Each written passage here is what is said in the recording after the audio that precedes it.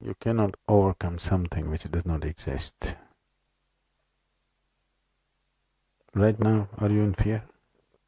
Right now? That I may say something damaging. Is it the fear? Every moment of your life you're in fear? No. So, when you're not in fear, just stay like that. Because to create fear, you have to use excessive imagination. To not be in fear, you don't have to do anything. Fear is happening because of excessive imagination, things that have not happened, you're creating. What may happen in your mind happens in 1,000 different formats, and most probably it never happens. The things that you feared, take 100 things that you have feared, probably 99 of them never happened, isn't it? Yes. So your fear is always about that which does not exist. You cannot fight or you cannot overcome that which does not exist. We can overcome something that exists. You cannot overcome that which does not exist. You just have to give up that effort. Enjoy the fear. After all, it's your making. You like horror movies. Yes, you're saying no, but you're producing them. It's just they're not making money, that's all. Fear means you're producing horror movies in your mind. Nobody else is willing to watch. That's bad for the producer. But you're producing them. So, you produce something else. Produce a comedy, a love story, suspense, thriller.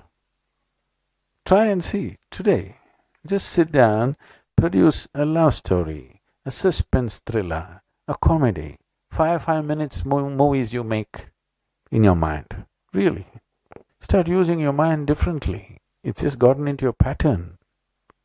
Just gotten into your pattern of just creating horror movies all the time. You have watched enough horror movies, they're boring. Create something else. Even it's not that if you produce these movies, those things will happen in your life. Still they may not happen, at least you enjoy the movie. In reality it may not happen, so what? At least you enjoy what's happening in your mind, if you cannot enjoy what's happening in the world, isn't it? That much privilege every human being deserves, isn't it so? Even if the world is not kind to him, at least his own mind should be kind to him, should produce some nice movies. Look at me. Say, I'm always stoned.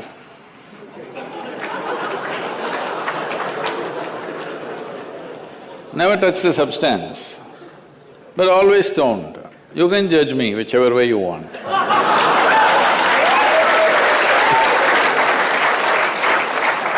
Because one thing is, I'm stoned in such a way that I have not lost my judgment at all. And at the same time, whichever way you judge me has absolutely no impact on me because I'm completely stoned.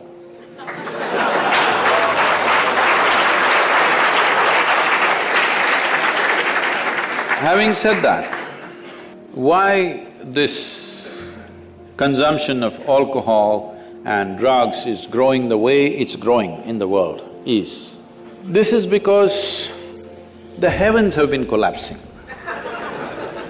Yes, I was in Bangalore just 3-4 weeks ago. There were over 8,000 people doing a 2-day program with me. And just casually I asked, how many of you think you will go to heaven? Only 5 hands went up. Then I asked, are you all the hell people? No, it's just that both heaven and hell have collapsed in people's minds. This is the first time in the history of humanity that this many people in the world can think for themselves. Otherwise, your priest, your mullah, your pandit or a book was thinking for you. The first time that so many people can think for themselves. Are they thinking right, thinking wrong? There are many issues about that. But they're thinking right, thinking wrong, but they're thinking. So all illogical things are naturally collapsing. Still, this generation has not fully walked away from it, still there is fear. They can't openly say, there's no goddamn hell or heaven. They're still fearful about it, but they're trying to make a little heaven for themselves here. So, hey, wait. So naturally, when they're not able to do it for themselves out of their own intelligence, they will fall back on chemicals. Today, just to take very affluent societies, because every society is aspiring to be like that. Let's say you take United States, which is the most affluent nation on the planet right now. 70% of US population is on prescription medication. Another 30%, of course, buying it off the back streets.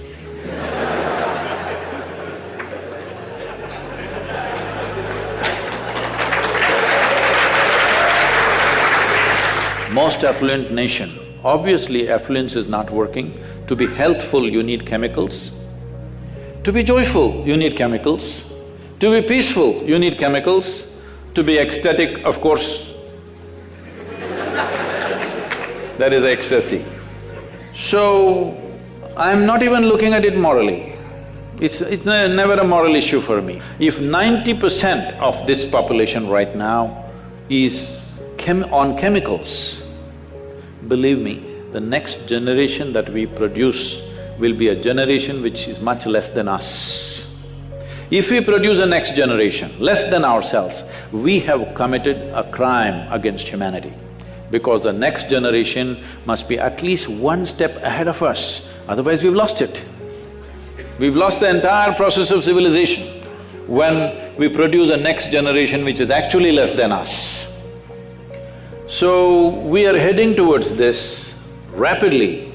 Unless we teach individual human beings how to simply sit here and be blissed out. Stoned enough or no? Just look at me. But am I conscious enough, alert enough, clear enough? If there was a way to intoxicate yourself without losing your judgment, without losing your awareness, without losing your intelligence, it's a great thing. Intoxication is a fantastic thing. Only problem is, it takes away your judgment, it takes away your intelligence, incapacitates you. That is the problem, isn't it? Is it true? Ask anybody, you're not in the medical sciences, but ask anybody, is it true that this body here is the greatest chemical factory in the universe right now? The universe that we know at least? Only problem is you're a lousy manager. If you know how to manage this, you would be like me, always blissed out. Anybody can say what they want, anybody can do what they want. This is like this only. Because I have not given this privilege to anybody, that somebody can make me happy, somebody can make me unhappy, somebody can make me miserable. Right now, you are a consequence of other people's opinions. Where do you plan to go like this? Anybody can ruin you. You went outside, somebody told you, Shreya, you are the most wonderful human being we have seen. Then you were floating on that cloud, what number? What number? 9. Oh, in South we do 11. You were floating on cloud whatever number, and you came home, people at home told you who you really are. And the cloud will crash. No.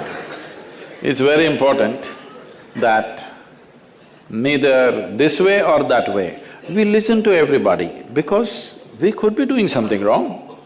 Hello? Any moment we could be doing something wrong, so we listen to everybody. But what they say will not determine how I am. Never, ever. This you must fix, and you must tell your friend when she's not drunk. See, this whole karma business has been very misunderstood and been projected as a fatalistic process. Karma means this, karma means action. Literally translates as action. As you sit here, there is physical activity going on, there is mental activity going on, there's emotional activity going on, there's energy activity going on. These four dimensions of karma are happening within you every moment of your life, both in wakefulness and in sleep, it's happening. Now if I ask you a question, since today morning, since you woke up to this moment, how much of these four dimensions of karma are you conducting consciously? How much do you think? Percentage? Well below 1%, believe me. It's way below 1%. When 1% of your life, let us say, is conducted consciously and 99% accidentally, you must be shit scared of life. How else to live? If you're driving a car and 99% it is accidental the way you're driving, will you be scared or not?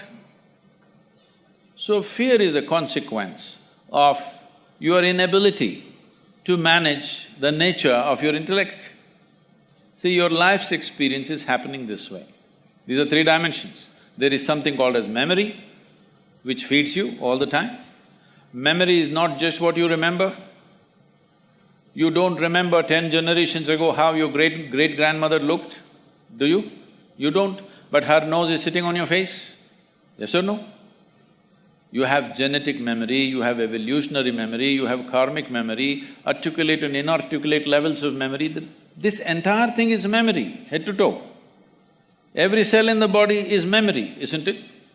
We can take one cell and create the whole of you, and that's how your parents also did. Just one cell and see, you become like this. So, there is enormous amount of memory in this. This memory rules certain things. But there is a present experience. Memory is of the past, but the present is of experience, your ability to experience. If you want to experience anything, you must be conscious, you must be aware, only then you can experience. The future is an imagination. So memory, experience and imagination, it is between these three dimensions in which you exist. Memory you cannot change because it's already there. Present you don't have to change because that is also here right now. It's only the imagination which you can change. So what are you fearful about? Something that will happen or you think will happen, isn't it? Fear is always about something which does not exist right now, it's always about what will happen. So you are suffering that which does not exist. If you're suffering that which does not exist, there are psychiatric terms for that. Hello? Your only comfort is everybody is in the same state. That's how it is in asylum usually. Everybody is in the same condition. But right now people are in this condition, what happened 10 years ago they can still suffer, what may happen day after tomorrow they already suffer. They're suffering things which does not exist, simply because in your education system, you are studying about everything except how to manage this. If you do not know how to manage this, it doesn't matter how much nonsensical information you have gathered, it'll be not of much use to your life.